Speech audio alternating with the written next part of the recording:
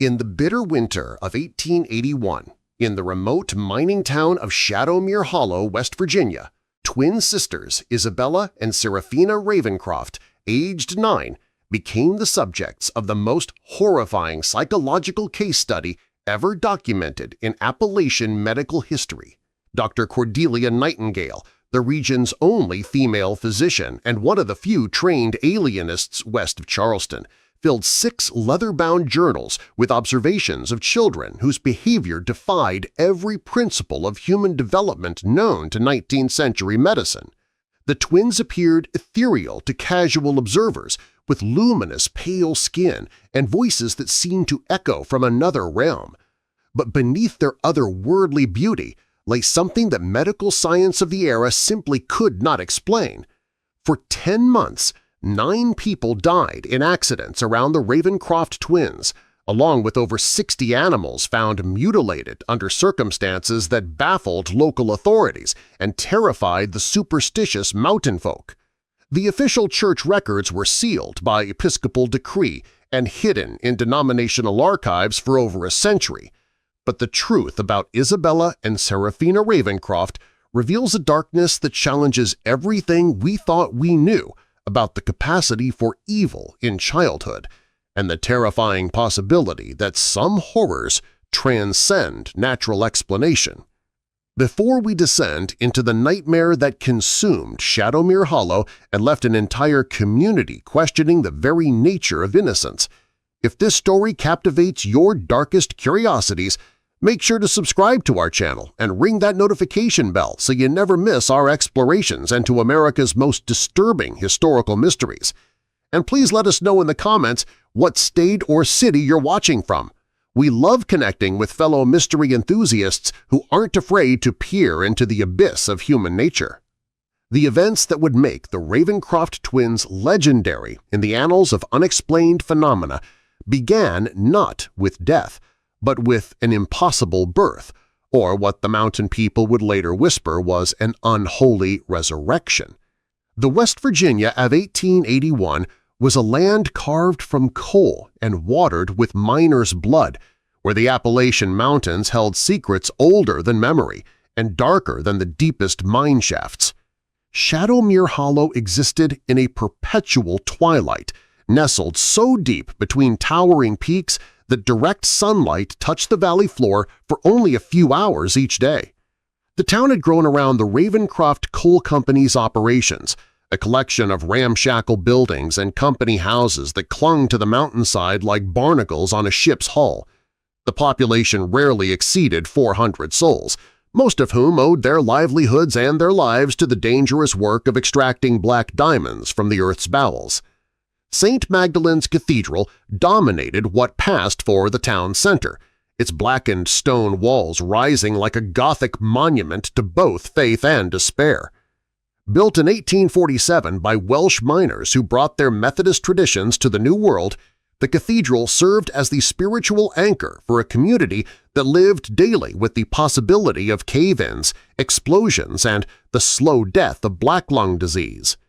Sister Agatha Cromwell had dedicated the last 15 years of her life to ministering to Shadowmere Hollow's forgotten children. At 38, she was a stern woman with steel-gray eyes and hands calloused from both prayer and manual labor. Her basement orphanage housed 23 children whose parents had been claimed by mining accidents, consumption, or the simple brutality of Appalachian poverty. On the morning of November 15, 1881, Sister Agatha made a discovery that would torment her dreams until her final breath. While conducting her pre-dawn prayers in the cathedral's lower chapel, she heard what sounded like children singing, but the melody was unlike anything in their hymnal, a haunting composition that seemed to resonate from the very stones of the building. The ethereal music led her through a labyrinth of storage chambers and forgotten corridors to a section of the basement that had been sealed following a structural collapse in 1863. 18 years had passed since anyone had reason to venture into those depths, yet the singing grew stronger as she approached the heavy oak door that barred entry to the damaged wing. When Sister Agatha pushed against the door, expecting to find it locked or barred, It swung open silently on hinges that should have been rusted solid.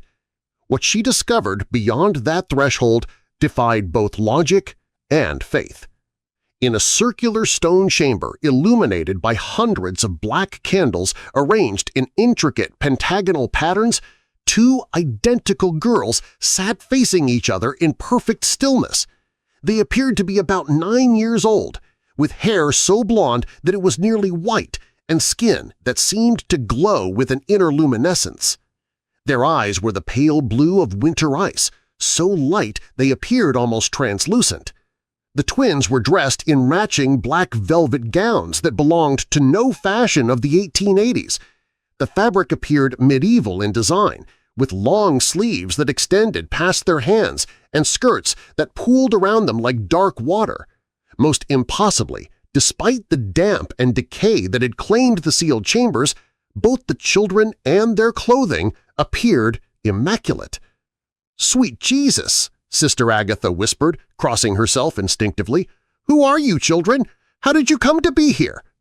The twins stopped their otherworldly singing and turned to regard her with an expression of serene knowing that belonged on the faces of ancient philosophers, not young children. When they spoke, it was in perfect unison, their voices creating harmonic frequencies that made the stone walls seem to vibrate. "We are Isabella and Seraphina Ravencroft," they intoned together. "We have been waiting for you, Sister Agatha. We have been waiting for so very long." The fact that these mysterious children knew her name, despite having never encountered her before, was Sister Agatha's first indication that she was dealing with something beyond her understanding. In her private journal, she would later write that the twins' presence filled her with a dread so profound that every instinct screamed at her to flee, yet she found herself compelled to move closer. "Waiting for me?" Sister Agatha asked, her voice barely above a whisper. "How long have you been here? Where are your parents?" The twins tilted their heads in identical motions, like birds studying an interesting insect. "Time moves differently in the deep places," Isabella said, her voice carrying an odd echo despite the closed chamber. "We have always been here," Seraphina continued, completing her sister's thought. "And we have never been here. Both are true." The circular chamber itself defied explanation. The walls were covered in symbols that Sister Agatha didn't recognize, not Latin, not any language she had encountered in her theological studies. The black candles burned without producing smoke or melting, their flames dancing in patterns that seemed to follow some unfathomable choreography. Most disturbing were the drawings etched into the stone floor around where the twins sat. Intricate geometric patterns that hurt to look at directly, as if they were designed to confuse the human eye. Dr. Cordelia Nightingale first encountered the Ravencroft twins 4 days after their discovery, when Sister Agatha sent an urgent request for medical consultation. Dr. Nightingale had graduated from the Baltimore Medical College for Women in 1876, making her one of fewer than 300 female physicians in the United States.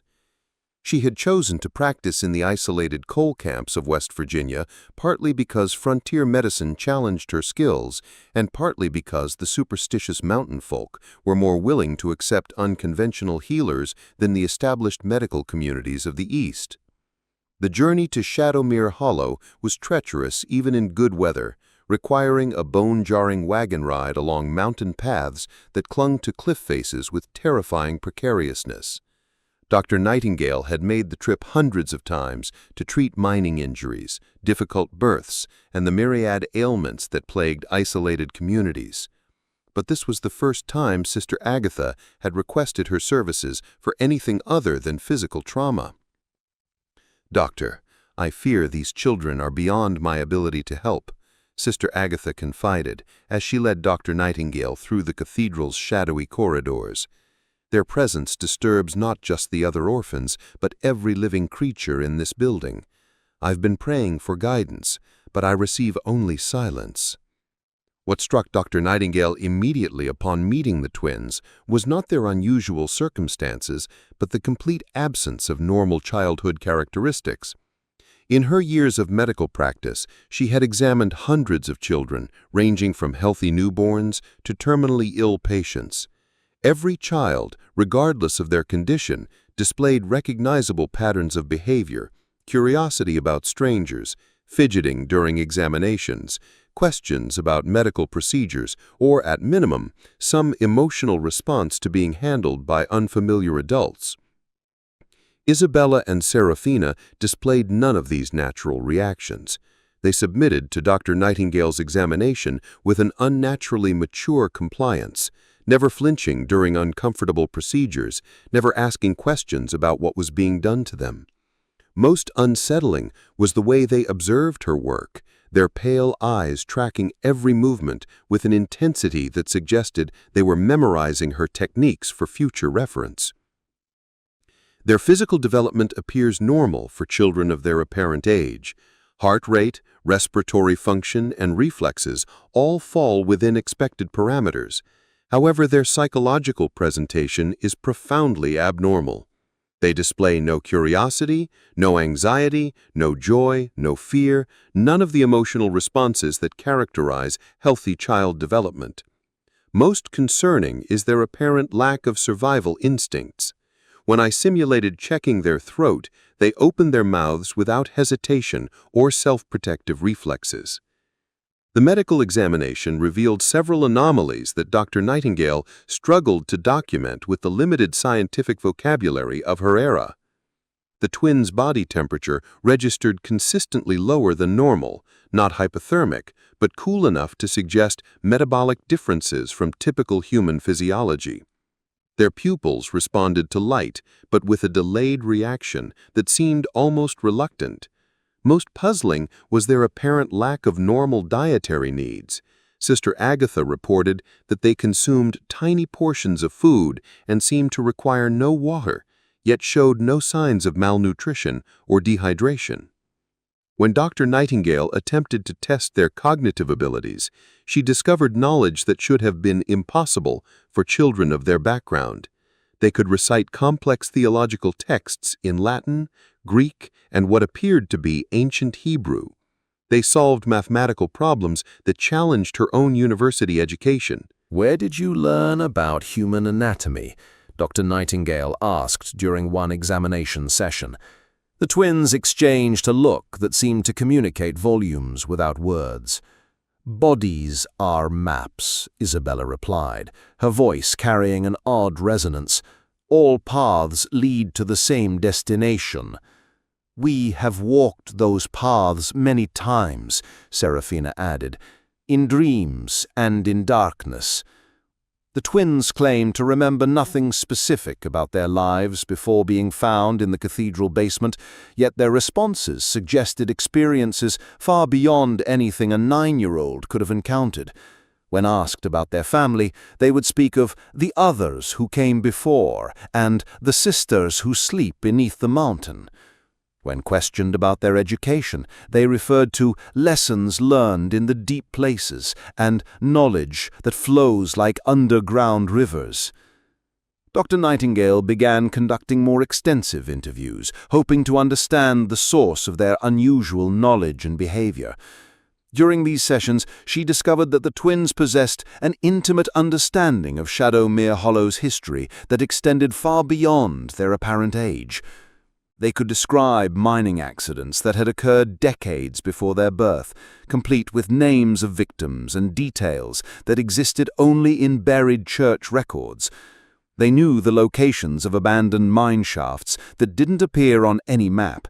Most disturbing was their knowledge of deaths and tragedies that had been deliberately concealed from public records. Murders disguised as accidents, cover-ups of safety violations, secrets that the mining company had paid handsomely to keep buried. "How do you know about the collapse in the Eastern Tunnel in 1854? Dr. Nightingale asked, referring to an incident she had only learned about from private papers in the company archives. "The mountain remembers," the twins replied in unison. Stone holds the echoes of screaming longer than air." Sister Agatha, despite her growing unease about the children, felt bound by Christian duty to provide them with shelter and care. The twins were given beds in the orphanage's dormitory, though none of the other children would sleep in the same room. They were enrolled in the cathedral school, though their presence seemed to disturb both students and teachers in ways that defied explanation.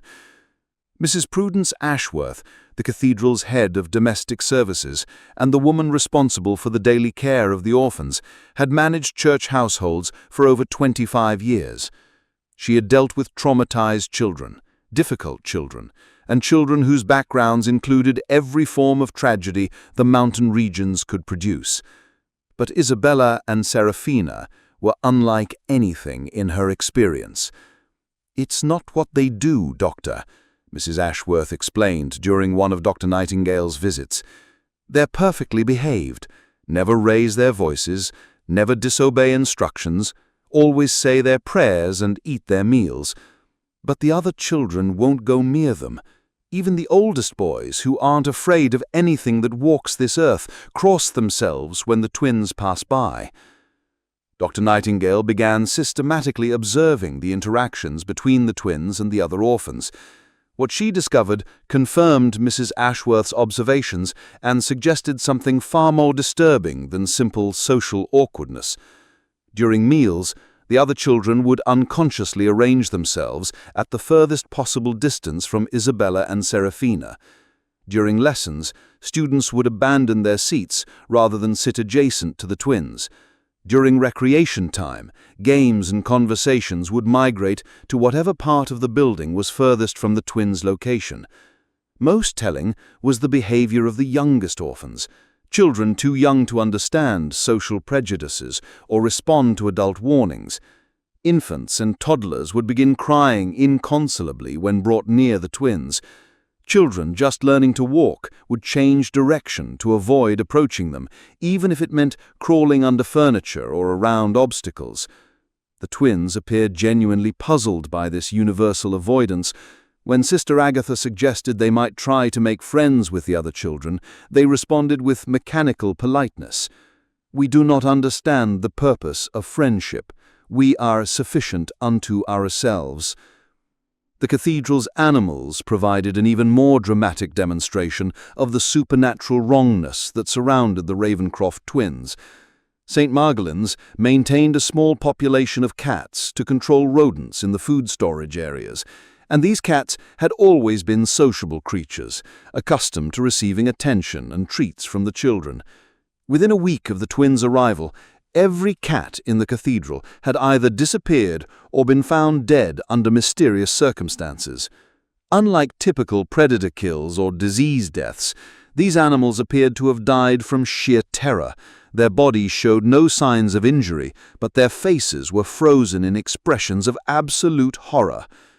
The cathedral's mice and rats, ironically, also began disappearing, but for different reasons. Mrs. Ashworth discovered that the twins were somehow catching these creatures and conducting what could only be described as experiments on them. When confronted about the mutilated rodent corpses found hidden in various locations around the building, the twins showed no shame or understanding that their actions were inappropriate. "We are learning," Isabella explained calmly when Sister Agatha discovered a cache of partially dissected mice behind the chapel altar. "Learning what?"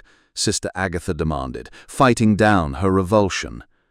"How the song ends," Seraphina replied, as if this answer should be perfectly reasonable. Father Barnabas Winthrop's ancient mastiff, a gentle giant named Goliath, who had lived peacefully in the cathedral for 8 years, began exhibiting signs of extreme psychological distress within days of the twins' arrival. The massive dog would whine and pace frantically whenever the children were present, eventually refusing to enter any room they occupied. Within 2 weeks, Goliath had lost significant weight and developed what appeared to be stress-related health problems that ultimately led to his death. Every creature that relies on instinct rather than reason recognizes these children as predators, Dr. Nightingale wrote in her private notes. The universal animal response suggests that Isabella and Seraphina represent some form of threat that operates below the threshold of human conscious detection. But the most disturbing aspect of the twins' early weeks at St. Magdalene's was their apparent knowledge of things that existed beyond the boundaries of normal human experience. Despite claiming to remember nothing of their past, they demonstrated familiarity with occult practices, forbidden knowledge, and details about the cathedral's hidden history that even longtime residents didn't know. When Father Winthrop tested their religious knowledge by asking them to recite standard prayers, they responded with perfect pronunciation of texts in dead languages, not just Latin and Greek, but Aramaic, Coptic, and what appeared to be pre-Christian incantations that had no business in any child's vocabulary. When the cathedral schoolmaster, Mr. Thaddeus Grimm, assigned them writing exercises, they produced documents covered in symbols that resembled no known alphabet. Most unsettling was their intimate knowledge of the cathedral building's secret features. They could navigate the complex network of basement chambers without getting lost, knew the locations of hidden passages that were documented only in the original architect's plans, and seemed aware of structural details that existed behind walls and beneath floors.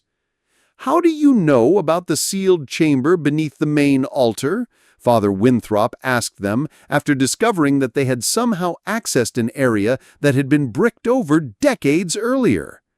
The twins looked at each other with their characteristic knowing expression, then back at him with eyes that seemed far older than their apparent years.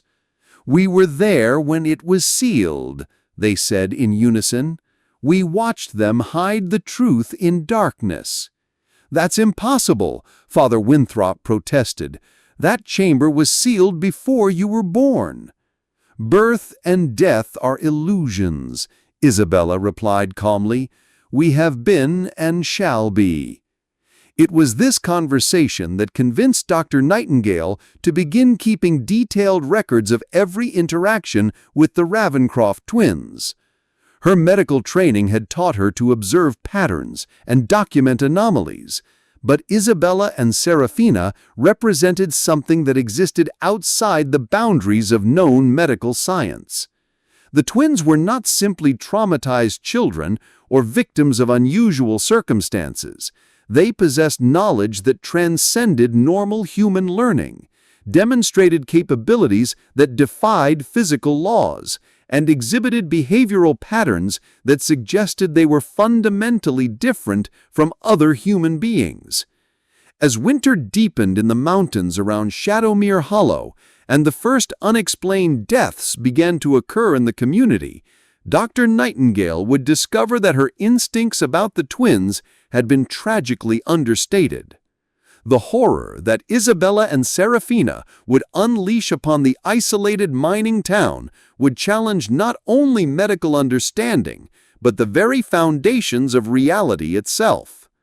The stage was set for a nightmare that would consume an entire community and leave questions that medical science still cannot answer to this day. If you're finding yourself drawn deeper into this chilling tale of the Ravencroft twins, make sure you're subscribed with notifications on, because what we're about to uncover will shake you to your core. And please, share this video with someone who appreciates true historical mysteries. The more people who know these stories, the better we can understand the darkest chapters of our past. The first death occurred on a fog-shrouded morning in early December 1881, just 3 weeks after Isabella and Seraphina's mysterious appearance in St. Magdalene's basement. Little Temperance Blackwood, age 7, was the daughter of the town's only blacksmith and known throughout Shadowmere Hollow for her infectious laughter and boundless curiosity. She had been playing near Devil's Creek, a shallow stream that wound through the valley behind the cathedral, collecting smooth stones for a game she had invented. the twins found her body.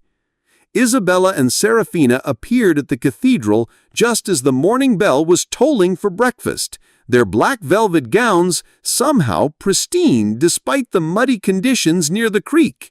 They moved with their characteristic eerie synchronization, approaching Sister Agatha with expressions of what appeared to be genuine concern. "Sister Agatha," they spoke in perfect unison, their voices carrying that unsettling harmonic resonance. "We have found Temperance Blackwood by the creek.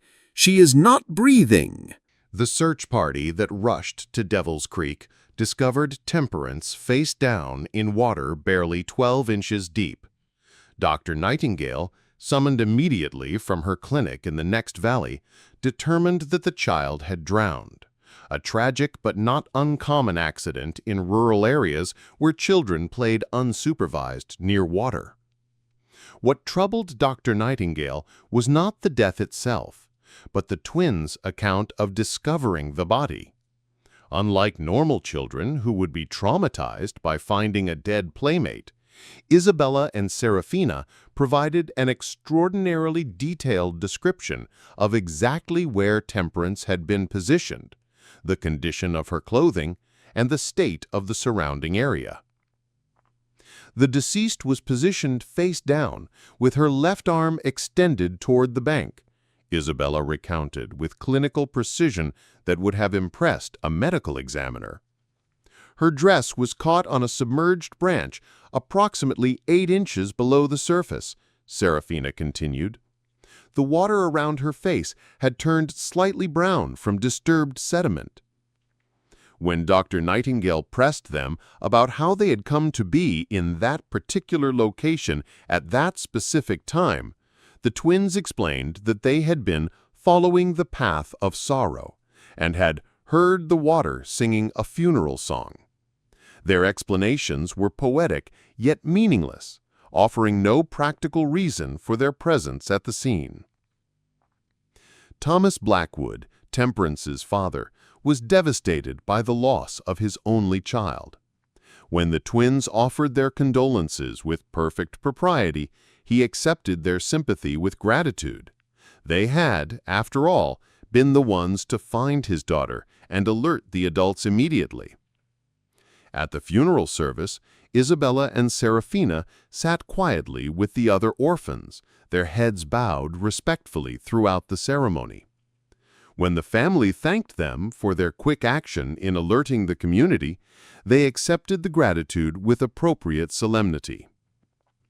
"We wish we could have found her sooner," Isabella said, her voice carrying just the right note of regret.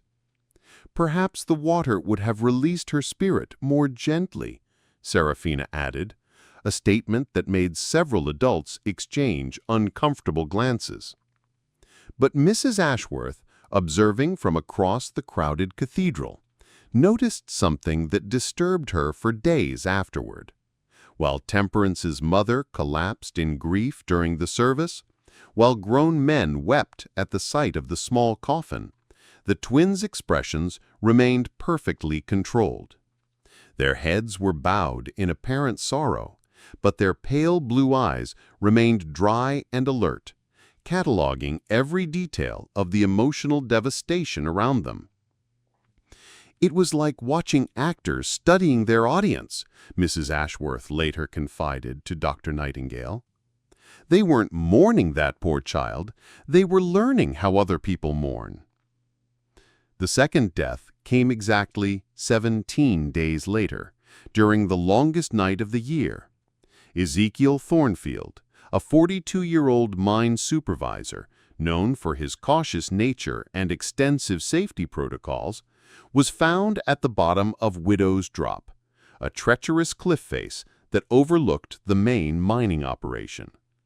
The drop was notorious among locals, a 100-foot fall onto jagged rocks that had claimed several lives over the years, all of them attributed to accidents or, in darker whispers, suicide. Once again, the Ravencroft twins were intimately involved in the discovery. They had been walking back from evening prayers when they spotted something unusual at the base of the cliff. Unlike their response to Temperance's death, this time they did not immediately alert the adults. Instead, they climbed down the dangerous rock face to examine the body, a feat that should have been impossible for 9-year-old children, yet they navigated the treacherous descent with spider-like agility. "We wanted to be certain," Isabella explained when questioned about their dangerous actions. "Sometimes the mountain takes people who are not ready to go," Seraphina added, cryptically. Ezekiel Thornfield was dead, his neck broken from what appeared to be a fall from the top of Widow's Drop. Dr. Nightingale's examination revealed that the man had died instantly upon impact. The only unusual aspect of the scene was the arrangement of his personal effects. His pocket watch, his mining helmet, and his pipe were positioned around his body in a perfect triangle, as if someone had deliberately placed them there. Ezekiel knew that cliff better than any man in the county, mine foreman Jacob Hartwell told Dr. Nightingale after the examination. He'd been working these mountains for 20 years, never took a foolish risk, never walked dangerous ground without proper equipment. Don't make sense he'd be up there alone after dark. When Dr. Nightingale questioned the twins about their knowledge of the cliff area, they claimed to have been following the echo of falling stones and had heard the mountain singing a death song. They suggested that perhaps Ezekiel had been drawn to the edge by voices from the deep mines, an explanation that would have been dismissed as childish imagination if not for the disturbing accuracy of their other observations. What made Dr. Nightingale's investigation more troubling was the discovery that several miners had reported strange dreams in the days leading up to Ezekiel's death. Multiple men described identical nightmares of being called to Widow's Drop by voices that sounded like children singing. Most had dismissed these dreams as products of mining anxiety and mountain superstition, but the consistent details across multiple witnesses suggested something more systematic. The third death shattered any remaining illusions about coincidence. On January 8, 1882, 6-year-old Mordecai Fletcher vanished while playing in the woods behind his family's cabin. Unlike the previous deaths, this disappearance sparked an immediate and comprehensive search effort. The entire community mobilized. Miners left their shifts early, women organized search teams, and even Dr. Nightingale abandoned her medical practice to join the hunt for the missing child. Isabella and Seraphina volunteered to participate in the search with an enthusiasm that struck several adults as unusual. Most children their age would be frightened by the idea of a missing playmate and would need reassurance rather than actively seeking to join a potentially dangerous search operation. The twins, however, seemed energized by the prospect of hunting through the dark mountain forests. For 4 days, the search continued without success. The twins demonstrated remarkable endurance and knowledge of the terrain, guiding adult search parties through areas that even longtime residents found difficult to navigate. When asked how they had learned the forest so intimately, they claimed to have walked the shadow paths and learned the language of the trees. On the 5th day, Isabella and Seraphina appeared at the Fletcher cabin just before dawn, their black gowns somehow clean despite days of searching through dense underbrush and rocky terrain. "We have found Mordecai Fletcher," they announced in their characteristic unison. "He is sleeping in the deep cave beyond Serpent's Ridge." The cave they described was well hidden, concealed behind a curtain of hanging vines and accessible only through a narrow opening that required crawling through spaces barely large enough for a child. Mordecai Fletcher was indeed there, but he was not sleeping. He was dead, and had been for several days. Dr. Nightingale's examination revealed that the boy had died from exposure and dehydration, but the circumstances of his death raised disturbing questions. The cave showed signs of recent habitation. Someone had been visiting the location regularly, bringing water and small amounts of food, apparently keeping the child alive for days before allowing him to die. More troubling was the evidence of systematic torture. Mordecai's body showed numerous small wounds, cuts, burns, and punctures that appeared to have been inflicted over an extended period. The injuries were too precise and methodical to be accidental, yet they had been carefully administered to cause maximum pain without immediately threatening life. Someone was experimenting on this child, Dr. Nightingale wrote in her confidential notes. The pattern of injuries suggests a deliberate study of human pain tolerance and response to various forms of trauma. The perpetrator possessed knowledge of anatomy and the complete absence of normal human empathy. When questioned about their ability to locate such an obscure hiding place, the twins claimed to have followed the sound of weeping and traced the path of suffering through the darkness. They showed no distress at discovering their playmate's mutilated corpse, instead examining the scene with what Dr. Nightingale could only describe as professional interest. "How did you know to look in that particular cave?" Dr. Nightingale asked directly. The twins exchanged one of their meaningful glances before responding. "Pain calls to pain," Isabella said matter-of-factly. "Suffering leaves tracks that only certain eyes can follow," Seraphina added. The Fletcher family, devastated by their loss, initially thanked the twins for ending their agonizing uncertainty. But as details of Mordecai's prolonged ordeal became known throughout the community, a darker understanding began to emerge. The twins had not simply found the boy's body, they had known exactly where to look, as if they had been aware of his location all along. Father Winthrop, troubled by the mounting coincidences, began conducting his own investigation. Using his position as the community's spiritual leader, he quietly interviewed families and gathered information about the twins' behavior and whereabouts during the periods surrounding each death. What he discovered painted a disturbing picture of children who seemed to exist at the center of an ever-widening circle of tragedy. Livestock throughout the valley had been dying at unusual rates, not from disease, but from what appeared to be deliberate injuries. Sheep were found with their throats cut in precise surgical lines. Cattle suffered mysterious wounds that became infected and led to agonizing deaths. Horses developed sudden lameness that forced farmers to destroy them. Mrs. Evangeline Crother, whose property bordered the cathedral grounds, confided to Father Winthrop that she had lost 14 sheep in the past month. "It's the strangest thing, Father. They're dying one or two at a time, always found in the morning with wounds too clean to be from wolves or bears. My husband thinks it's mountain cats, but I've never seen cat sign around the flock." When Father Winthrop examined the most recent casualties, he found evidence that supported Mrs. Crother's suspicions. The sheep had been killed with surgical precision, their throats opened with single, deliberate cuts that required considerable anatomical knowledge.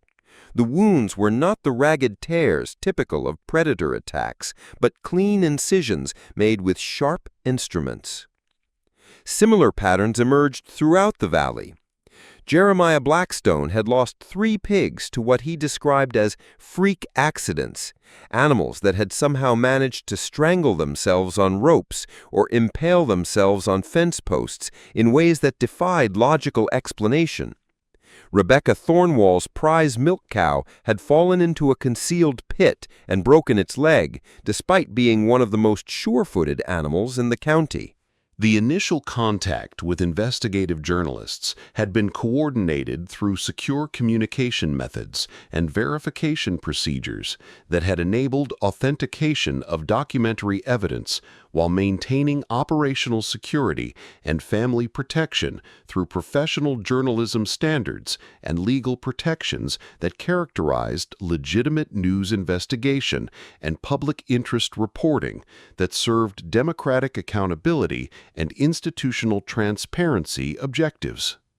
The journalistic investigation had been conducted by teams of experienced investigative reporters from major news organizations, including The Washington Post, The New York Times, and The Guardian, whose professional expertise and institutional resources had enabled comprehensive verification of documentary evidence while providing legal protection and security measures that exceeded anything individual families could achieve through normal legal representation and governmental assistance. The news organizations had coordinated with federal law enforcement agencies, including the FBI's Civil Rights Division and the Department of Justice's Human Rights and Special Prosecutions Section, to ensure appropriate legal authority and investigative coordination while maintaining journalistic independence and public accountability that served both law enforcement objectives and democratic transparency requirements that characterized legitimate investigation of government crimes and institutional accountability. The federal investigation had been launched within days of initial journalistic contact, encompassing comprehensive forensic analysis of Operation Mindbridge documentation, authentication of research records and experimental evidence, and coordinated investigation of contemporary institutional connections that indicated ongoing criminal conspiracy and cover-up activities that required immediate law enforcement intervention and legal proceedings to prevent continued criminal activity and institutional protection of historical crimes. The FBI investigation had included establishment of federal witness protection services for Cassandra and Lyra that had provided immediate security measures and legal representation while enabling their continued cooperation with federal authorities, whose investigation required comprehensive documentation and testimony that would support criminal prosecution and civil rights litigation against institutions and individuals whose participation in systematic human rights violations had continued to influence contemporary operations and institutional authority. The federal witness protection had also included immediate financial assistance and housing security that had resolved their family's economic crisis while enabling Cassandra to pursue advocacy work and historical documentation that honored their accidental discovery and contributed to justice proceedings that served both individual victims and broader public interest in institutional accountability and democratic transparency that prevented ongoing criminal activity and governmental abuse. The Department of Justice proceedings had resulted in comprehensive legal action, including criminal prosecution of surviving research personnel and institutional administrators whose participation in Operation Mindbridge activities could be proven through documentary evidence, civil rights litigation against institutions whose ongoing operations had been influenced by illegal activities, and restitution proceedings that provided financial settlements for thousands of identified victims and their families, while establishing victim compensation funds and ongoing medical assistance programs that addressed health consequences and psychological trauma that had resulted from systematic abuse and illegal experimentation, creating comprehensive support systems and accountability mechanisms that served both individual justice and broader social healing. The international accountability proceedings had been coordinated through United Nations human rights mechanisms and international criminal justice institutions that had investigated Operation Mindbridge as systematic crimes against humanity and government-sponsored torture that violated international law and human rights standards, establishing legal precedents and accountability mechanisms that prevented similar activities while providing international recognition and support for victims and their families. The international investigation had also resulted in comprehensive reform of medical research ethics and government oversight mechanisms that had been implemented throughout participating countries to prevent institutional participation in human experimentation and ensure ongoing accountability and transparency that protected individual rights while enabling legitimate scientific investigation and medical research that served public health objectives without compromising ethical standards and human rights protections. But the most chilling discovery was a newer set of drawings that showed human figures instead of animals. These sketches depicted children and adults in various poses of distress and injury, each accompanied by speculative notes about human anatomy and potential methods of causing harm. One drawing showed a figure that was unmistakably Temperance Blackwood, complete with detailed annotations about the effects of drowning on human physiology. Another depicted Ezekiel Thornfield at the moment of impact with the rocks below Widow's Drop. A third showed Mordecai Fletcher in the cave with extensive notes about the progression of starvation and the psychological effects of prolonged isolation. Isabella and Seraphina Ravencroft had not simply been present when these people died. They had planned their deaths, executed those plans with methodical precision, and documented the results for future study. The twins were not traumatized orphans acting out grief. They were calculating killers who viewed murder as an interesting academic exercise. As Dr. Nightingale would soon discover, the horror in Shadowmere Hollow was far from over. The twins' experiments were escalating in scope and sophistication, and their next targets would bring them into direct conflict with the adults who were beginning to suspect their true nature. The pattern was clear, the evidence was mounting, and the time for subtle investigation was rapidly coming to an end. But confronting Isabella and Seraphina Ravencroft would prove to be more dangerous than anyone in Shadowmere Hollow could possibly imagine. Dr. Nightingale faced an impossible situation. The evidence hidden behind St. Magdalene's altar proved that Isabella and Seraphina Ravencroft were responsible for multiple murders, but that evidence had been obtained through what amounted to unauthorized investigation. Moreover, the idea that 9-year-old twins could be calculating serial killers was so far outside the accepted understanding of human nature that no authority would accept such claims. The medical science of 1882 had no framework for understanding psychopathic behavior in children. The prevailing belief held that children were inherently innocent, corrupted only by external influences or traumatic experiences. The concept that twins could be born without capacity for empathy or moral reasoning was literally inconceivable to most educated people. Dr. Nightingale knew that presenting her findings to local authorities would likely result in her being dismissed as a physician whose mind had been damaged by isolation and exposure to mountain superstitions. The evidence would be explained away. The twins would be defended as traumatized orphans, and the killings would continue. Instead, she decided to confront Isabella and Seraphina Ravencroft directly.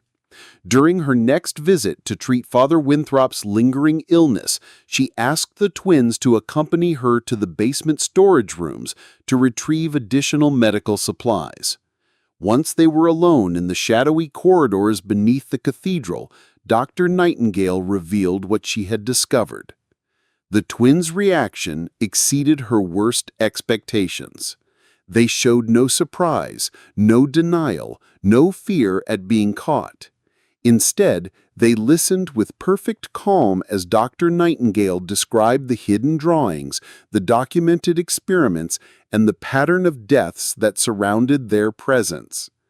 "You cannot prove anything," Isabella said, when Dr. Nightingale finished speaking, her voice carrying absolute confidence. "And you will not tell anyone," Seraphina added, completing her sister's thought with their characteristic synchronization. "Why wouldn't I?" Dr. Nightingale asked, genuinely curious about their reasoning despite her growing dread. The twins smiled, the first genuine expressions of emotion she had ever seen on their faces. The sight was more terrifying than any scream. "Because you are fascinated by what we represent. You want to understand how we became what we are," Isabella replied, her voice carrying absolute confidence. "And because you know that no one would believe the truth about us. They would think you had lost your mind." Seraphina continued, completing her sister's thought with their characteristic synchronization. Both statements were accurate, and the twins' ability to identify and exploit Dr. Nightingale's scientific curiosity was as frightening as their capacity for violence. They understood human psychology well enough to predict behavior and manipulate responses, even when dealing with someone who knew their true nature. "How long have you been killing?" Dr. Nightingale asked directly. "Since we awakened in the deep places," the twins replied in unison.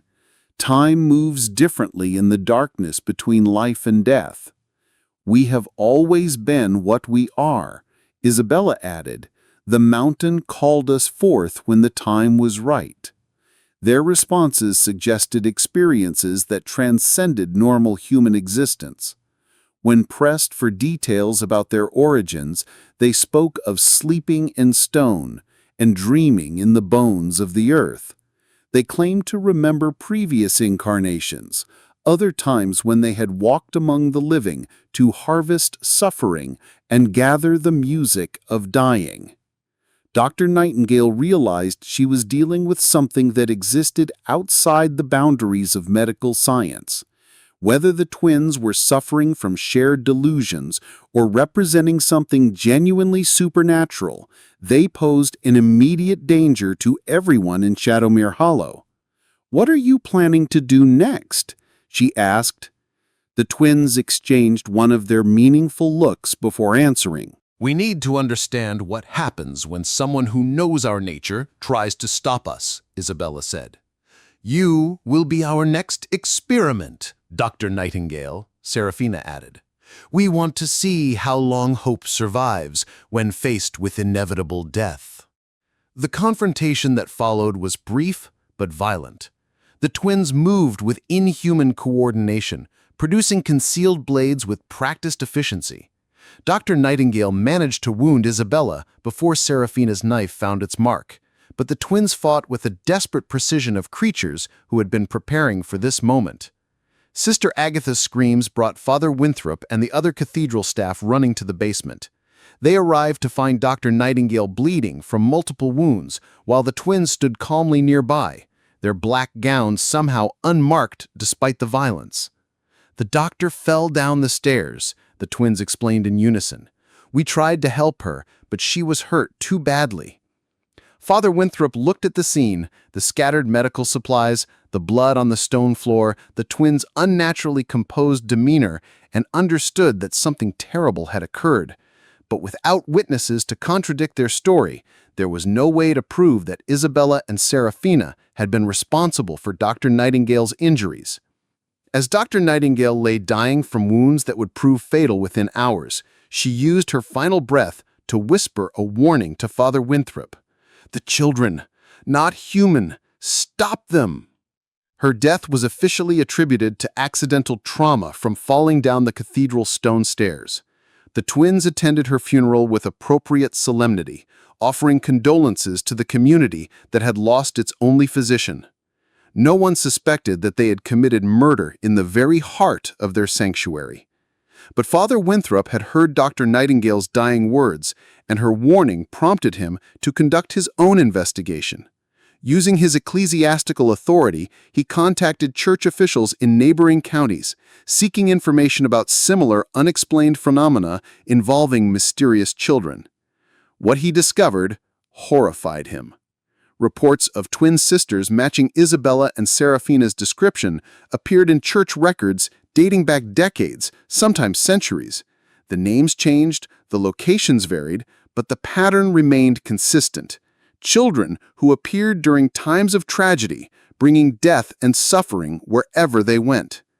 Some records suggested the twins were not human at all, but something far older and more dangerous. Mountain folklore spoke of entities that fed on human suffering, creatures that could take any form necessary to infiltrate human communities. Whether literal demons or manifestations of collective human evil, Isabella and Seraphina represented a threat that transcended normal understanding. Father Winthrop attempted to organize the community's response, but his efforts were hampered by the twins' ability to manipulate perception. They continued to appear as innocent children to most observers, maintaining their facade of traumatized orphans in need of protection and care. The truth about Isabella and Seraphina Ravencroft died with Dr. Nightingale in the basement of St. Magdalen's Cathedral. The twins disappeared from Shadowmere Hollow 3 months later, vanishing as mysteriously as they had arrived. Some claimed they had been adopted by a family from another state. Others whispered that they had simply walked into the mountains and been reclaimed by whatever darkness had spawned them. The official church records were sealed by episcopal order and buried in denominational archives, where they remain to this day. The mining town of Shadowmere Hollow was abandoned within a decade, its population scattered by economic collapse and persistent rumors of supernatural activity. Dr. Nightingale's journals were discovered in 1923 by researchers studying historical medical practices in rural communities. The detailed documentation of the twins' behavior and the systematic pattern of deaths they left behind represents one of the earliest recorded studies of psychopathic behavior in children. Though whether Isabella and Seraphina were truly human children remains an open question. What do you think happened to the Ravencroft twins? Do you believe they were disturbed children or something more supernatural? Share your thoughts in the comments below. And don't forget to subscribe for more dark mysteries from America's hidden history. The truth, as we've seen, is often more terrifying than fiction. And some secrets are buried for very good reasons. Remember to hit that notification bell because next week we'll be exploring another case that challenges everything we think we know about the nature of evil. Until then, sleep well, if you can.